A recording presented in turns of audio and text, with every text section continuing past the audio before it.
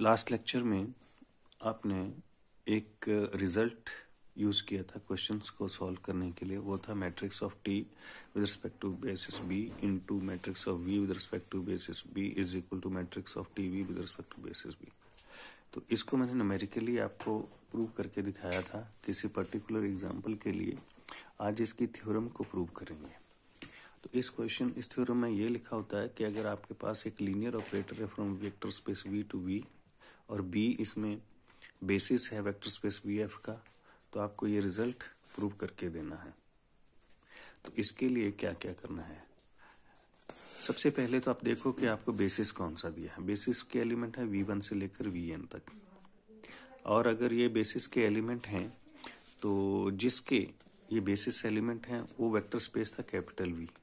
तो capital V का कोई भी एलिमेंट इन एलिमेंट के लीनियर कॉम्बिनेशन में लिखा जाएगा, बिल्कुल इस तरह से β1 V1 so on beta n Vn तक। कॉम्पैक्ट फॉर्म में आप इसको लिखेंगे summation j equal to 1 to n beta j Vj।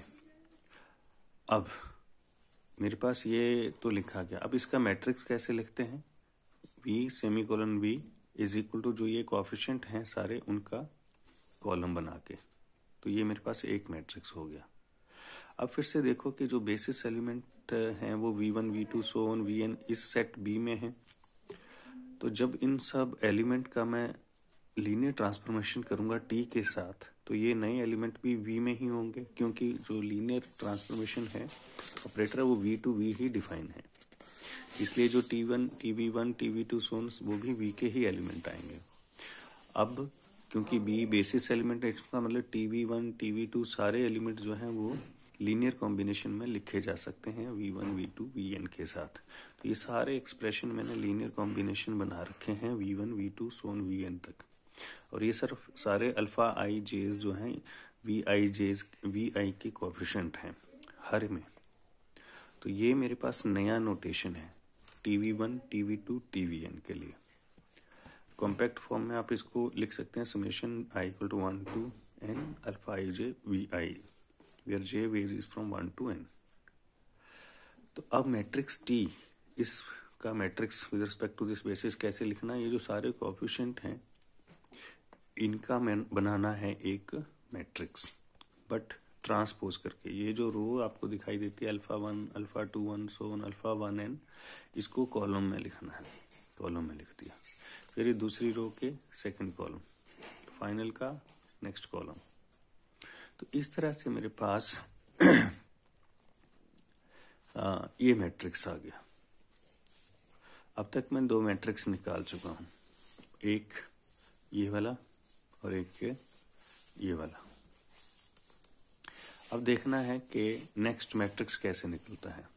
अब देखो टीवी को आप लिख सकते हैं T into T of summation J equal to 1 to n beta J V J, क्योंकि वी देखो वी को कैसे लिखा हुआ हमने, यहाँ पर लिखा हुआ वी को, ये तो सिंपल ये वी की वैल्यू है। तो वी की वैल्यू यहाँ रखने से आपके पास ये आ गया। अब क्योंकि टी तो लीनियर ट्रांसफॉर्मेशन थी, इसलिए ये आगे पीछे मूव कर सकती है।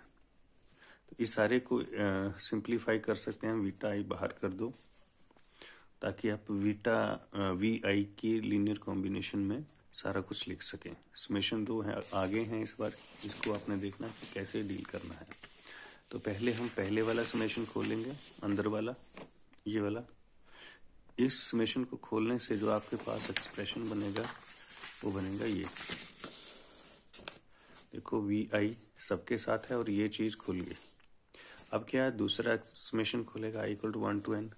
तो एक बार V1 ये सारा एक्सप्रेशन, फिर I2 फिर ये सारा एक्सप्रेशन, फिर Vn फिर ये सारा एक्सप्रेशन। अब मेरे पास TV आ गया लीनियर कॉम्बिनेशन में। किसकी लीनियर कॉम्बिनेशन में? V1 V2 so on Vn। ये सारे स्केलर्स हैं, और ये सारे स्केलर्स जो हैं इसका जब मैं कॉलम बनाऊंगा तो ये टीवी का मैट्रिक्स आ जाएगा विद रिस्पेक्ट टू बी। ये लिखा गया। अब इस सारे मैट्रिक्स को मैं ब्रेकअप करके लिख सकता हूँ दो मैट्रिक्स की प्रोडक्ट की फॉर्म में। अब ये जो दो मैट्रिक्स आपको दिखाई दे रहे हैं ये मैंने पहले निकाल रखे हैं। ये जो मैट्रिक्स पीछे ने निकाला था वो था matrix of T with respect to B, और ये था matrix of B with respect to B. तो यही मुझे प्रूव करना था कि T V semicolon B is equal to T colon B into V colon B. तो ये इसका थ्योरम का प्रूफ है और इसका न्यूमेरिकल हम पहले कर चुके हैं। तो इसी तरह का एक छोटा सा थ्योरम और है, ये आप प्रूव करेंगे। Thank you.